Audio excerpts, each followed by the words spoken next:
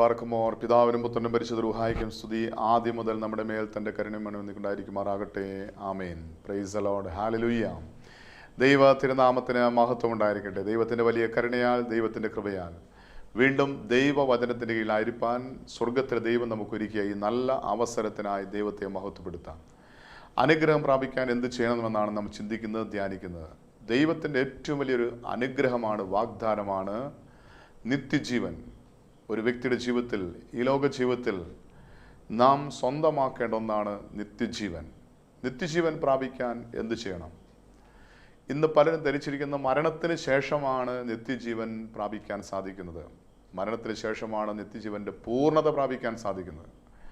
എന്നാലത് നിത്യജീവൻ ഈ ഭൂമിയിൽ ജീവിച്ചിരിക്കുമ്പോൾ തന്നെ അവൻ നിത്യജീവനിലേക്ക് കടക്കുന്നു, നിത്യജീവൻ സ്വന്തമാക്കുന്നു, അവകാശമാക്കുന്നു എന്ന് കർത്താവിൻ്റെ വചനം വ്യക്തമായിട്ട് പഠിപ്പിക്കുന്നുണ്ട്. അങ്ങനെയാണെങ്കിൽ ഈ ഭൂമിയിൽ ജീവിച്ചിരിക്കുമ്പോൾ തന്നെ നമുക്ക് നിത്യജീവൻ അവകാശമാക്കുവാൻ, കർത്താവിൻ്റെ രണ്ടാമത്തെ വരവിന് മുമ്പായി ജീവിതം പൂർത്തീകരിക്കുവാൻ, അതുമാത്രമല്ല കർത്താവിൻ്റെ രണ്ടാമത്തെ വരവിൽ അവനോട് കൂടെ എടുക്കപ്പെടുമ്പോൾ ആ നിത്യമായ സ്വർഗരാജ്യ അനുഭവത്തിൽ ജീവിക്കാൻ, അതിൻ്റെ പൂർണ്ണത പ്രാപിക്കുവാൻ ദൈവം നമ്മെ ഒരുക്കുന്ന നിമിഷങ്ങളാണ് ഇനിയുള്ള നിമിഷങ്ങൾ. അതുകൊണ്ട് നമ്മുടെ വ്യക്തിപരമായ ജീവിതത്തിൽ ഈ ഭൂമിയിൽ ജീവിച്ചിരിക്കുമ്പോൾ തന്നെ നിത്യജീവൻ പ്രാപിക്കാൻ, ദൈവത്തിൻ്റെ ഏറ്റവും വലിയ വാഗ്ദാനമായ അനുഗ്രഹമായ നിത്യജീവൻ പ്രാപിക്കാൻ എന്ത് ചെയ്യണം എന്ന് നാം ചിന്തിക്കുകയാണ്, ധ്യാനിക്കുകയാണ്. കർത്താവിന്റെ വചനം പരിശോധിക്കുമ്പോൾ വിശുദ്ധ യോഹന്നാൻ ശ്ലീഹ എഴുതിയ രക്ഷാസുവിശേഷം 6-ാം അധ്യായം അതിൻ്റെ 54-ാമത്തെ വാക്യം മുതൽ കർത്താവിന്റെ വചനം ഇങ്ങനെ പറയുന്നു. യേശുക്രിസ്തു പഠിപ്പിക്കുകയാണ്, എൻ്റെ മാംസം തിന്നുകയും എൻ്റെ രക്തം കുടിക്കുകയും ചെയ്യുന്നവന് നിത്യജീവനുണ്ട്. ഞാൻ ഒടുക്കത്തെ നാളിൽ അവനെ ഉയർത്തെഴുന്നേൽപ്പിക്കും. ഒരു വ്യക്തിക്ക് ഈ ഭൂമിയിൽ ജീവിച്ചിരിക്കുമ്പോൾ തന്നെ നിത്യജീവൻ പ്രാപിക്കാൻ സാധിക്കുമെന്ന് യേശുക്രിസ്തു പഠിപ്പിക്കുക. മരണത്തിന് ശേഷം, ന്യായവിധിക്ക് ശേഷം നമുക്ക് ലഭിക്കുന്ന ആ നിത്യജീവൻ്റെ പൂർണ്ണത ഈ ഭൂമിയിൽ വെച്ച് നാം ആരംഭിക്കുകയാണ്. അപ്പം നിത്യജീവൻ പ്രാപിക്കാൻ ഈ ഭൂമിയിൽ ജീവിച്ചിരിക്കുമ്പോൾ നാം ചെയ്യേണ്ട പ്രവൃത്തിയാണ്. യേശു പറഞ്ഞു, എൻ്റെ മാംസം തിന്നുകയും എൻ്റെ രക്തം കുടിക്കുകയും ചെയ്യണം. യേശുവിൻ്റെ മാംസം തിന്നുമ്പോൾ, രക്തം കുടിക്കുമ്പോൾ അത് മുഖാന്തരം നമുക്ക് നിത്യജീവനുണ്ട്. അതുമാത്രമല്ല, ഒടുക്കത്തെ നാളിൽ ഞാൻ അവനെ ഉയർത്തെഴുന്നേൽപ്പിക്കും. അങ്ങനെയാണെങ്കിൽ കർത്താവ് താൻ ഗംഭീരനാദത്തോടും പ്രധാന ദൂതൻ്റെ ശബ്ദത്തോടും കാഹളത്തോടും കൂടെ വാനമേഘങ്ങൾ വെളിപ്പെടുമ്പോൾ ആരാണ് ഞൊടിയിടയിൽ രൂപാന്തരപ്പെട്ട് യേശുവിനോട് പറന്നു വരുന്നത്? യേശു പഠിപ്പിക്കുകയാണ്, എൻ്റെ മാംസം തിന്നുകയും എൻ്റെ രക്തം കുടിക്കുകയും ചെയ്യുന്നവൻ ഒടുക്കത്തെ നാളിൽ ഞാൻ അവനെ ഉയർത്തെഴുന്നേൽപ്പിക്കും. പിന്നെ ശേഷിക്കുന്ന ജീവനൊഴിക്കുന്ന നാം അതാരാണ്?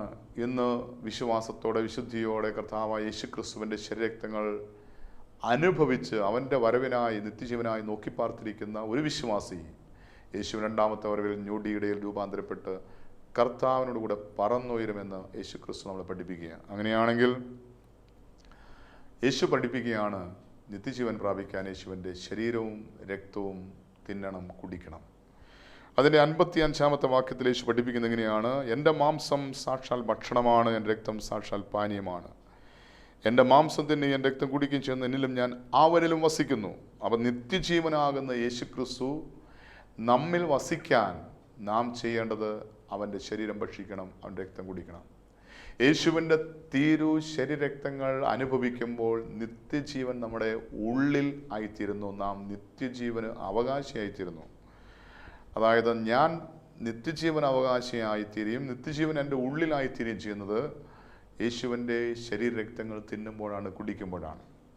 ഇത് വിശ്വസിക്കാൻ നമുക്ക് സാധിച്ചിട്ടുണ്ടോ?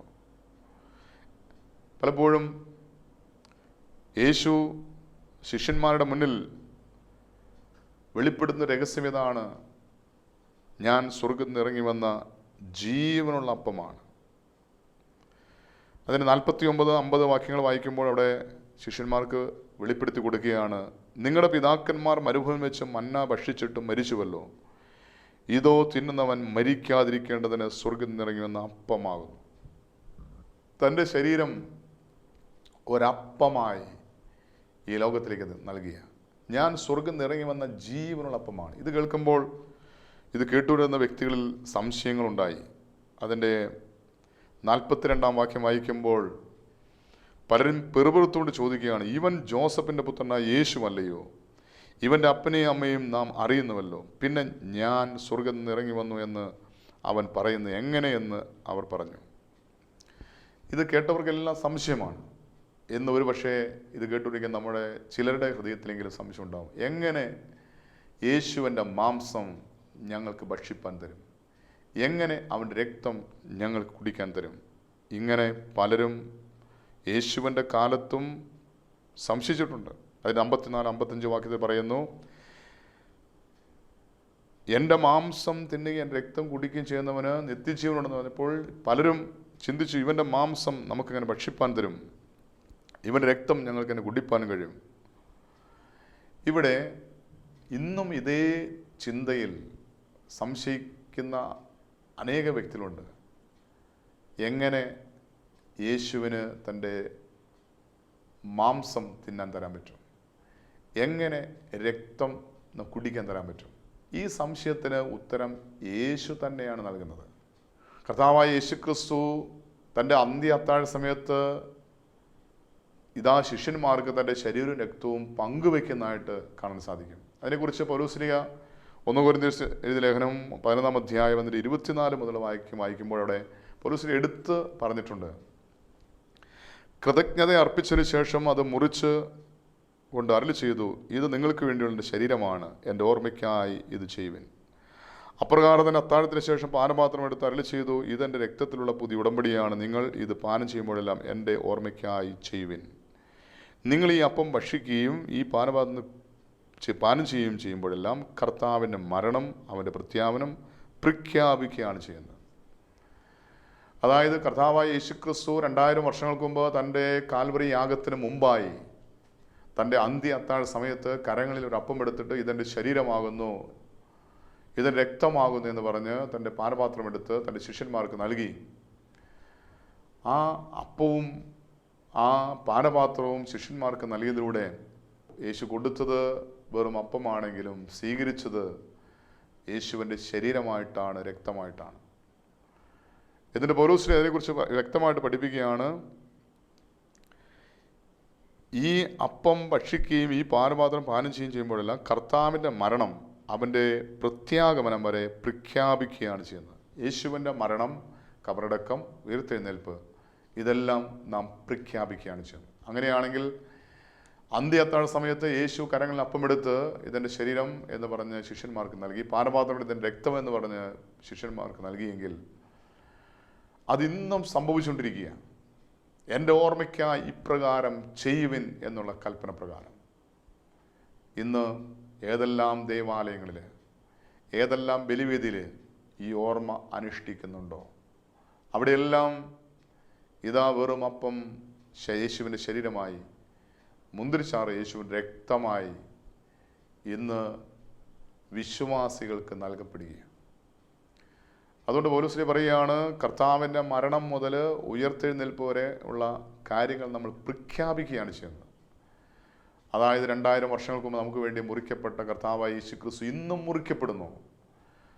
അവൻ മരിച്ച് ഉയർത്തെഴുന്നേറ്റ് ഇന്നും അവൻ ഓരോ വിശുദ്ധ ബലിയിൽ മരിച്ച് ഉയർത്തെഴുന്നേൽക്കുകയാണ്.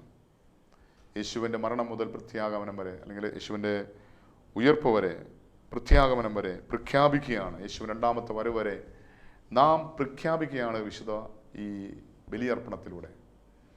അതുകൊണ്ടാണ് പൗലോസ്ലീഹ വ്യക്തമായിട്ട് എഴുതിയിട്ടുണ്ട്, റോമാലേഖനം 3-ാം അധ്യായം 25-ാം വാക്യം, വിശ്വസിക്കുന്നവർക്ക് തൻ്റെ രക്തം മൂലം പ്രായശ്ചിത്തമാകുവാൻ പിതാവായ ദൈവം തൻ്റെ പുത്രനായ യേശുവിൻ്റെ രക്തം പരസ്യമായി നിർത്തിയിരിക്കുന്നു എന്ന് പറഞ്ഞാൽ അതിൻ്റെ അർത്ഥം ഇന്നും പരസ്യമായി നിർത്തിയിരിക്കുക. 2000 വർഷങ്ങൾക്ക് മുമ്പ് കാൽവറിയിൽ നമുക്ക് വേണ്ടി തകർക്കപ്പെട്ട, മുറിക്കപ്പെട്ട ആ യേശുവിൻ്റെ തിരുമുറിവിലൂടെ ഒഴുകുന്ന തിരുരക്തത്തുള്ളികൾ ഇന്നും പരസ്യമായി ഒഴുകിക്കൊണ്ടിരിക്കുക. ആർക്ക് വേണ്ടിയാ? വിശ്വസിക്കുന്നവർക്ക് വേണ്ടി. വിശ്വസിക്കുന്നവർക്ക് അവൻ തൻ്റെ രക്തം മൂലം പ്രായശ്ചിത്തമാകുവാൻ പിതാവായ ദൈവം തൻ്റെ പുത്രനായ യേശുവിൻ്റെ രക്തം ഇന്നും പരസ്യമായി നിർത്തിയിരിക്കുക. ആർക്ക് വേണ്ടിയാണ്? പാപിയാണെന്ന് സമ്മതിക്കുന്ന എൻ്റെ പാപത്തിന് പരിഹാരമായി. അതുകൊണ്ട് യേശുക്രിസ്തു പറഞ്ഞു, ഞാൻ നീതിമാന്മാരെ തേടിയല്ല പാപികളെ തേടിയാണ് വന്നത്. 2000 വർഷങ്ങൾക്ക് മുമ്പ് പാപിയായ മനുഷ്യനെ പ്രതി സ്വർഗം വിട്ട് താൻ ദൈവമായിരിക്കെ ദൈവത്തുള്ള സമത്വം മുറുകെ പിടിച്ചോണെന്ന് വിചാരിക്കാതെ വേഷത്തിൽ മനുഷ്യനായി തന്നെത്താൻ താഴ്ത്തി കുരിശിലെ മരണത്തോളം തന്നെ തന്നെ അനുസരണമുള്ളവനായി ഏൽപ്പിച്ചു കൊടുത്ത ആ കർത്താവായ യേശു ക്രിസ്തു ഇന്നും ഒരു വ്യക്തി ആരാണോ പാപിയാണെന്ന് സമ്മതിക്കുന്ന ആ വ്യക്തിക്ക് വേണ്ടി ഇന്നും മുറിക്കപ്പെടുകയാണ്. 2000 വർഷങ്ങൾക്ക് മുമ്പ് മുറിക്കപ്പെട്ട അതേ കർത്താവ് നാം പാപിയാണെന്ന് സമ്മതിക്കുമ്പോൾ, ഏറ്റുപറയുമ്പോൾ, നാം അനുദപിച്ച് ഏറ്റുപറഞ്ഞ് പാപക്ഷമ സ്വീകരിക്കുന്ന ആ നിമിഷം നമുക്ക് വേണ്ടി യേശു വീണ്ടും മുറിക്കപ്പെടുകയാണ്. യേശു ഇന്നും നമുക്ക് വേണ്ടി മുറിക്കപ്പെടുന്നു എന്നതിന് തെളിവാണ്. വചനം പറയുന്നു, യേശു പറഞ്ഞു, ഞാൻ നീതിമാന്മാരെ തേടിയല്ല പാപികളെ തേടി വന്നത്. നാം ദൈവസന്നിധിയിൽ പാപങ്ങൾ അനുദപിച്ച് ഏറ്റുപറഞ്ഞ് പാപക്ഷമ സ്വീകരിക്കുമ്പോൾ അതിലൂടെ നമുക്ക് വേണ്ടി തൻ്റെ ശരീരവും രക്തവും വീണ്ടും മുറിക്കപ്പെടുകയാണ്, ചിന്തപ്പെടുകയാണ്. അതുകൊണ്ട് നാം വിശ്വസിക്കണം, അവൻ ഇന്നും ജീവിക്കുന്ന ദൈവമാണ്. ഇന്നും ഒരു പാപിക്ക് വേണ്ടി പരസ്യ യാഗമായി തീരുന്ന ദൈവമാണ്. എവിടെയാണ് ഒരു പാപിക്ക് വേണ്ടി യേശു ക്രിസ്തു ഇന്നും പരസ്യമായി യാഗമായി തീരുന്നത്? 2000 വർഷങ്ങൾക്ക് മുമ്പ് കാൽവറി മലയിൽ ക്രൂശിലാണ് അവൻ പരസ്യയാഗമായതെങ്കിൽ ഇന്ന് ഓരോ ബലിവേദിയിലും ഓരോ വിശുദ്ധ കുർബാനയിലും യേശു പരസ്യയാഗമായി മാറുകയാണ്. അവൻ്റെ മരണം മുതൽ അവൻ്റെ രണ്ടാമത്തെ വരവ് വരെ അവിടെ പ്രഖ്യാപിക്കപ്പെടുകയാണ് ചെയ്യുന്നത്. ഇന്ന് ഇത് വിശ്വസിക്കാൻ കഴിയാത്തത് കൊണ്ട് വിശുദ്ധ കുർബാനയിൽ പലരും പങ്കെടുക്കുന്നില്ല. ഇനി പങ്കെടുക്കാൻ സാധിക്കുന്ന വ്യക്തികൾ എത്രമാത്രം വിശ്വാസത്തോടെയാണ് ഈ ബലിയിൽ പങ്കെടുക്കുന്നത്? യേശുവിൻ്റെ മരണവും യേശുവിൻ്റെ കബറടക്കവും യേശുവിൻ്റെ ഉത്ഥാനവും യേശു രണ്ടാമത്തെ വരവും എല്ലാം അനുസ്മരിക്കുന്ന ഈ വിശുദ്ധ കുർബാനയിൽ ഇതിൻ്റെ ആഴം തിരിച്ചറിഞ്ഞ് അതിൽ പങ്കെടുക്കാറുണ്ടോ? ആ ബലിവേദിയിൽ കീറി മുറിക്കപ്പെടുന്ന അപ്പം യേശുവിൻ്റെ ശരീരമാണ്. ആ ചിന്തപ്പെടുന്ന ആ ഒഴിക്കപ്പെടുന്ന പാനീയം അത് യേശുവിൻ്റെ രക്തമാണെന്ന് വിശ്വസിക്കാൻ നമുക്ക് സാധിച്ചിട്ടുണ്ടോ? ഇന്ന് പലരും അത് വിശ്വസിക്കാത്തതുകൊണ്ട് വെറും കാഴ്ചക്കാരായി കണ്ടു മടങ്ങിപ്പോവുകയാണ്. 2000 വർഷങ്ങൾക്ക് മുമ്പ് ക്രൂശിൽ തകർക്കപ്പെട്ട യേശുവിൻ്റെ അതേ ശരീരമാണ്, അതേ രക്തമാണ് എന്ന് നാം വിശ്വസിക്കുന്നുവെങ്കിൽ അത് നാം വിശ്വാസത്തോടെ അനുഭവിക്കും.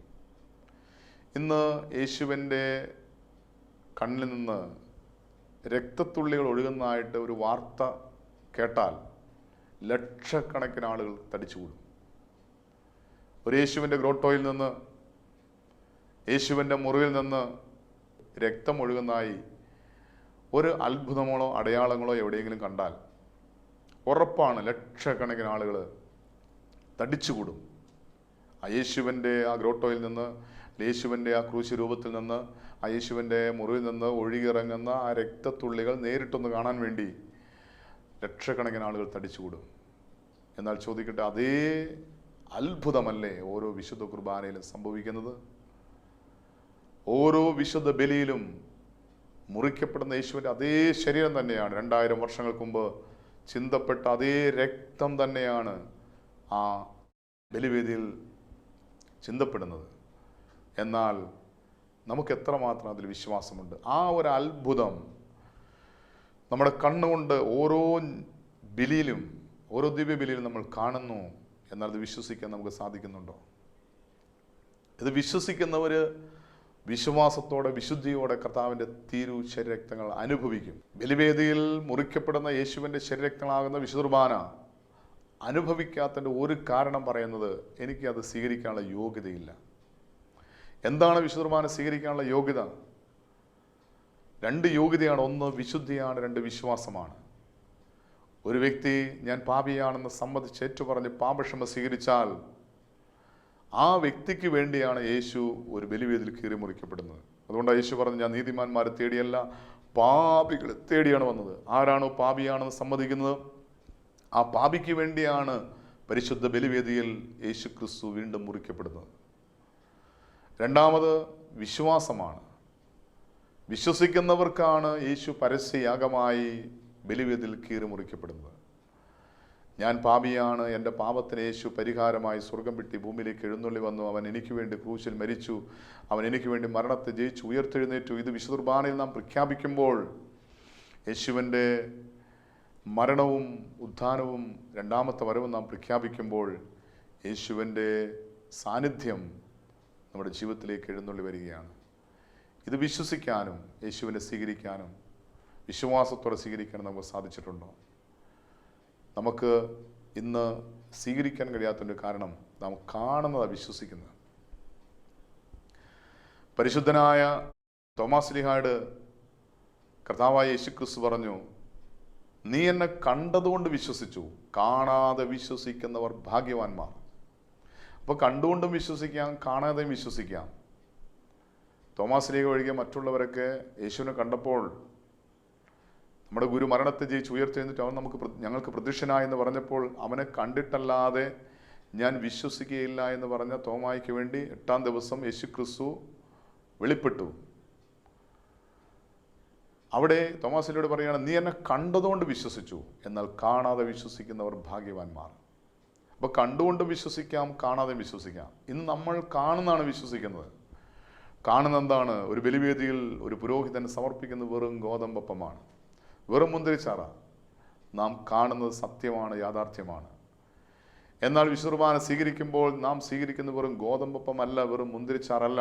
വിശുദ്ധ സ്വീകരിക്കുമ്പോൾ ആ കുർബാന നമ്മുടെ അധരത്തിൽ വെച്ചു തരുന്ന പുരോഹിതൻ പറയുന്നൊരു വാക്കുണ്ട്, കടങ്ങളുടെ പരിഹാരത്തിനും പാപങ്ങളുടെ മോചനത്തിനും നിത്യജീവനുമായി നൽകപ്പെടുന്ന കർത്താവായ യേശുക്രിസ്തുവിൻ്റെ തീരു ശരീരരക്തങ്ങളാകുന്ന തീക്കട്ട തൻ്റെ ദാസീദാസന്മാർക്കായി നൽകപ്പെടുന്നു എന്ന് പറഞ്ഞാണ് നമ്മുടെ അധരത്തിന്മേൽ വെച്ച് തരുന്നത്. ഇതെന്താ?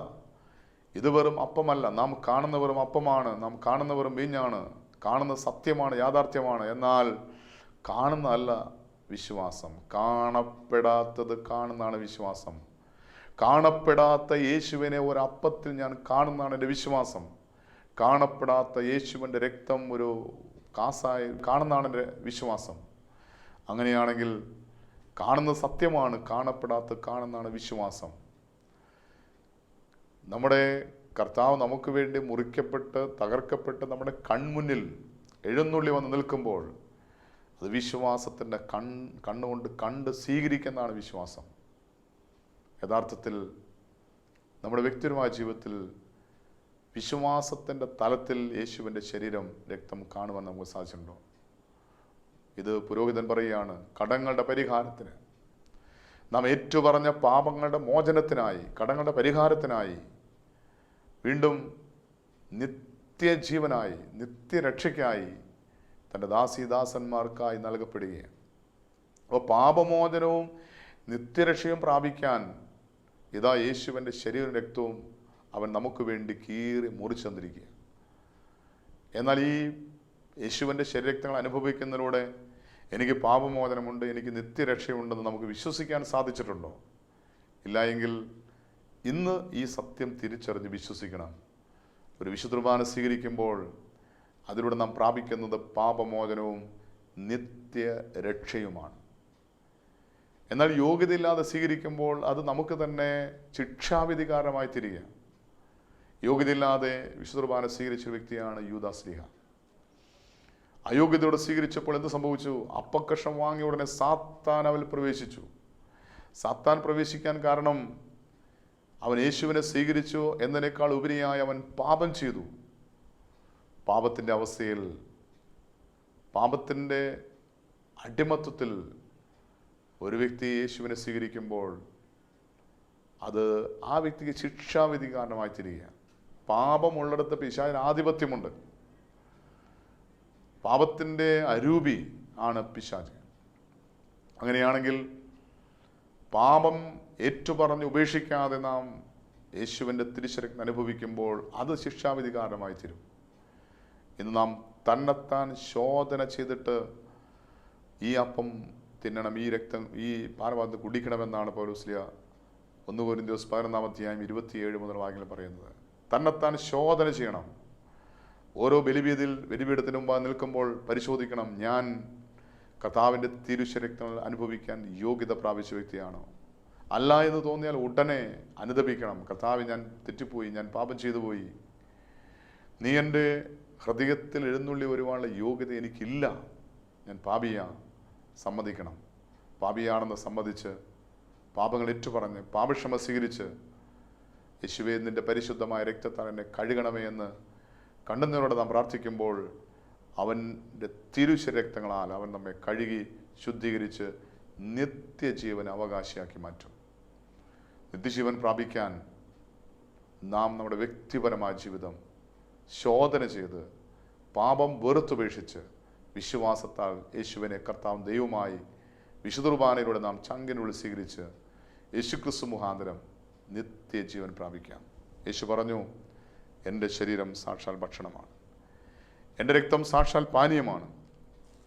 എൻ്റെ ശരീരം ഭക്ഷിക്കാതെയും എൻ്റെ രക്തം കുടിക്കാതെയും ഇരുന്നാൽ നിങ്ങൾക്കുള്ളിൽ ജീവൻ ഉണ്ടാകുകയില്ല. എൻ്റെ ശരീരം ഭക്ഷിക്കുകയും എൻ്റെ രക്തം കുടിക്കുകയും ചെയ്യുന്ന നിത്യജീവനുണ്ട്. ഒടുക്കത്തെ നാളിൽ ഞാൻ അവനെ ഉയർത്തെഴുന്നേൽപ്പിക്കും. കർത്താവ് താൻ ഗംഭീരനാഥത്തോടും പ്രധാനതൻ്റെ ശബ്ദത്തോടും കാഹളത്തോടും കൂടെ വാനമേഘങ്ങൾ വെളിപ്പെടുമ്പോൾ കർത്താവായ യേശുക്രിസ്തുവിനെ വിശ്വാസത്തോടെ വിശുദ്ധിയോടെ വിശുദ്ധ കുർബാനയിലൂടെ ഹൃദയത്തിൽ സ്വീകരിച്ച മൺമറഞ്ഞു പോയവർ ആദ്യമേ അവനോട് പറന്നു വരും. പിന്നെ ശേഷിക്കുന്ന നാം എന്ന് പറഞ്ഞാൽ ഇന്ന് വിശുദ്ധിയോടെ വിശ്വാസത്തോടെ യേശുവിൻ്റെ രക്തങ്ങൾ അനുഭവിക്കുന്ന ഒരു വ്യക്തിയുടെ ജീവിതത്തിൽ യേശു രണ്ടാമത്തെ വരവിൽ ആ വ്യക്തി ഞൊടിയിടയിൽ രൂപാന്തരപ്പെട്ട് കർത്താവിനോട് പറന്നു വരും. അങ്ങനെയാണെങ്കിൽ നിത്യരക്ഷ പ്രാപിക്കുവാൻ, നിത്യജീവൻ പ്രാപിക്കാൻ യേശുവിൻ്റെ രക്തങ്ങൾ വിശുദ്ധിയോടെ വിശ്വാസത്തോടെ സ്വീകരിക്കുക. ഈ കഴിഞ്ഞ കാല ജീവിതത്തിൽ ആരെല്ലാം വിശുദ്ധിയോടെ വിശ്വാസത്തോടെ വിശുദ്ധ കുർബാന സ്വീകരിച്ചിട്ടുണ്ട് അവരുടെ ജീവിതത്തിലെല്ലാം വലിയ വലിയ അത്ഭുതങ്ങൾ എൻ്റെ കണ്ണുകൊണ്ട് ഞാൻ കണ്ടിട്ടുണ്ട്. മരണാസന്ന നിലയിൽ ഏതാനും മണിക്കൂർ മാത്രമേ ജീവിച്ചിരിക്കുന്ന ഡോക്ടർമാർ വിധി എഴുതി വൈദ്യശാസ്ത്രം കൈവിട്ട ഉപേക്ഷിച്ച അനേകം രോഗികൾ വിശുദ്ധിയോടെ വിശ്വാസത്തോടെ യേശുവിൻ്റെ രക്തങ്ങൾ തിരിച്ചറിഞ്ഞ് വിശുദ്ധിയോടെ വിശ്വാസത്തോടെ സ്വീകരിച്ച അനേകം വ്യക്തികൾ അനേക അത്ഭുതങ്ങൾ കണ്ടിട്ടുണ്ട്. 2000 വർഷങ്ങൾക്ക് മുമ്പ് അത്ഭുതങ്ങളിലൂടെ അടയാളങ്ങളുടെ തൻ്റെ മഹത്വം വെളിപ്പെടുത്തിയ കർത്താവായ യേശുക്രിസ്തു ഇന്നും ജീവിക്കുന്നു, ഇന്നും അത്ഭുതം പ്രവർത്തിക്കുന്നു. ആരിലാണെന്ന് ചോദിച്ചാൽ വിശുദ്ധിയോടെ വിശ്വാസത്തോടെ കർത്താവിൻ്റെ ജീവൻ തുടിക്കുന്ന രക്തങ്ങൾ അനുഭവിക്കുന്ന ഒരു വ്യക്തിയിൽ യേശു ഇന്നും അത്ഭുതം പ്രവർത്തിക്കുന്നു. അങ്ങനെയാണെങ്കിൽ ഈ ലോകത്തിൽ നമുക്ക് ജീവൻ പ്രാപിക്കാൻ ഒരു മനുഷ്യൻ യേശുവിൻ്റെ രക്തങ്ങൾ അനുഭവിക്കുമ്പോൾ നിത്യജീവൻ മാത്രമല്ല, അവൻ്റെ ആത്മാവിന് ജീവൻ, മനസ്സിന് ജീവൻ, ശരീരത്തിന് ജീവൻ ആ നിമിഷം തന്നെ അനുഭവിക്കുകയാണ്. മനസ്സിനും ശരീരത്തിനും ആത്മാവിനും ജീവൻ ലഭിക്കുന്ന നിമിഷമാണ് ഓരോ വിശുദ്ധ കുർബാന അനുഭവവും. പാപം ചെയ്ത് മൃതമായ ജീവൻ നഷ്ടപ്പെട്ട ആത്മാവിലേക്ക്, മനസ്സിലേക്ക്, ശരീരത്തിലേക്ക് ജീവൻ നൽകുവാൻ വേണ്ടിയാണ് യേശുക്രിസ്തു ഓരോ വിശുദ്ധ ബലിയിലും മുറിക്കപ്പെടുന്നത്. യോഹന്നാൻ 10:10 യേശു പറഞ്ഞു, ഞാൻ വന്നിരിക്കുന്നത് ജീവൻ ഉണ്ടാകുവാനും അത് സമർത്ഥമായി ഉണ്ടാകുവാനുമാണ്. ഒരു മനുഷ്യൻ്റെ ജീവൻ നിലക്കുന്ന രക്തത്തിലാണെങ്കിൽ യേശുവിൻ്റെ ജീവൻ നിലക്കുന്ന രക്തത്തിലാണ്. അങ്ങനെയാണെങ്കിൽ യേശുവിൻ്റെ രക്തങ്ങൾ അനുഭവിക്കുമ്പോൾ യേശുവിൻ്റെ ജീവനാണ്, യേശുവിൻ്റെ ആത്മാവാണ് അതിലൂടെ നമ്മുടെ ചങ്കിനുള്ളിലേക്ക് എഴുന്നള്ളി വരുന്നത്. ആ ഒരു വിശ്വാസത്തോടെ വിശുദ്ധിയോടെ യേശുവിൻ്റെ രക്തങ്ങൾ വിശുദ്ധ കുർബാന വിശുദ്ധിയോടെ വിശ്വാസത്തോടെ അനുഭവിക്കാൻ നമുക്ക് തീരുമാനമെടുക്കാം. യേശുവിൻ്റെ രക്തങ്ങളിലൂടെ വിടുതൽ പ്രാപിക്കുവാൻ, സൗഖ്യം പ്രാപിക്കാൻ, പാപമോചനം പ്രാപിക്കാൻ, അത് മുഖാന്തരം നിത്യരക്ഷ പ്രാപിക്കുവാൻ, നിത്യജീവൻ പ്രാപിക്കുവാൻ നമുക്ക് നമ്മളെ തന്നെ ദൈവകരങ്ങൾ സമർപ്പിക്കാം. ഇനിയുള്ള ഓരോ കുർബാനയും വിശുദ്ധിയോടെ വിശ്വാസത്തോടെ സ്വീകരിക്കുമെന്ന് ഹൃദയത്തിൽ തീരുമാനമെടുക്കാം. അത് മുഖാന്തരം നിത്യജീവൻ പ്രാപിക്കാം. യേശു രണ്ടാമത്തെ വരവിൽ അവനോടുകൂടെ പറന്നുയരുവാനുള്ള കൃപ നമുക്ക് സ്വീകരിക്കാം. കണ്ണടയ്ക്കാം, പ്രാർത്ഥിക്കാം.